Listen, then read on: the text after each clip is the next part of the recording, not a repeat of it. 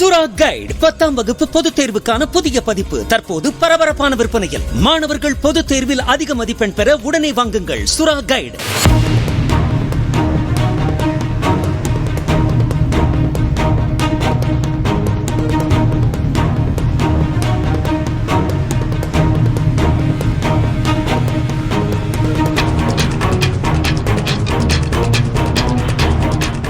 ஈரோடு மாவட்டம் அம்மாபேட்டை அருகே நெருஞ்சிப்பேட்டை பகுதியில் மின்னல் தாக்கியதால் குடிசை வீடு தீப்பற்றி எரிந்த நிலையில் அதில் வசித்த குடும்பத்தினர் வீட்டை விட்டு வெளியே ஓடி வந்து உயிர் தப்பினர். தீயணைப்புத் துறையினர் வந்து தீயை அணைத்த நிலையில் வீட்டில் இருந்த பொருட்கள் எரிந்து சேதமடைந்தன.